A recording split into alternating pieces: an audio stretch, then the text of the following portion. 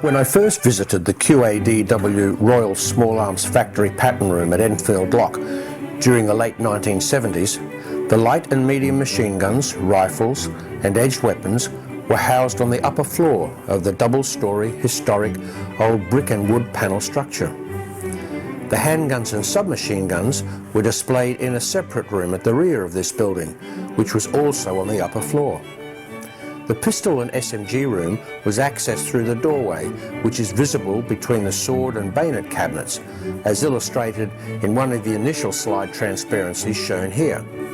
Such a photograph also happens to have been reproduced in our recent 2007 and final edition Lee Enfield book frontispiece as a colour plate. At that time, the Enfield Pattern Room came under the umbrella of the Quality Assurance Directory Woolwich, hence its official designation of QAD open bracket W close bracket. For my own part, and this is my personal view of course, although it is shared by many other scholars and enthusiasts, the Pattern Room as an institution during the 1970s, 1980s and 1990s is synonymous with Herbert Woodend. With his distinctive Irish lilted pronunciation of the revered Pattern Room, Herb's Gaelic tilt left those of us privileged to have visited the original North London Enfield repository at historic Enfield Lock with a memorable impression. In those days, it was not easy to organise a visit to view the fine collection.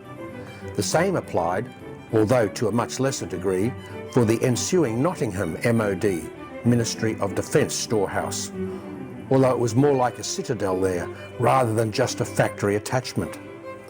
The Nottingham Pattern Room, designated reading room and armoury also gave those approved visitors much better facilities during our all too brief visits. Seemingly, so much time has passed since then, in many ways. Dear Bert was always hustling more items for the Pattern Room collection, which today ranks as the leading repository of breech-loading era British firearms and edged weapons in the world. The more recent decision, and apparent definitive commitment, was to relocate this priceless collection of Royal Ordnance Crown Jewels to Leeds, near the superb exhibitions at the Royal Armouries in the revitalised Leeds Docklands. This now incorporates both of the congregations into the National Firearms Collection, which is without parallel, unrivalled anywhere else in the museum or firearms world. The origin of the Pattern Room goes back nearly 400 years, when, in the year of our Lord, 1631, King Charles I decreed that the army be equipped with standard patterns of arms and armour, based upon samples to be held in the Office of our Ordnance. These designated sealed patterns thus set the manufacturing standards, identified by red wax royal seals that were affixed to the sample firearm and edged weapons. These pattern items were then stored for future reference in a special collection.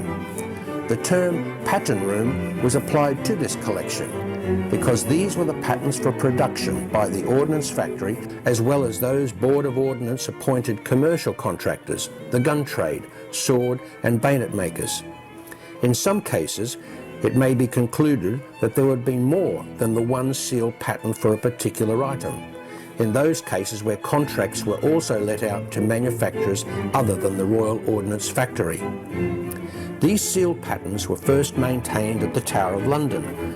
However, the disastrous fire there on Saturday night, the 30th of October 1841, totally destroyed the armoury.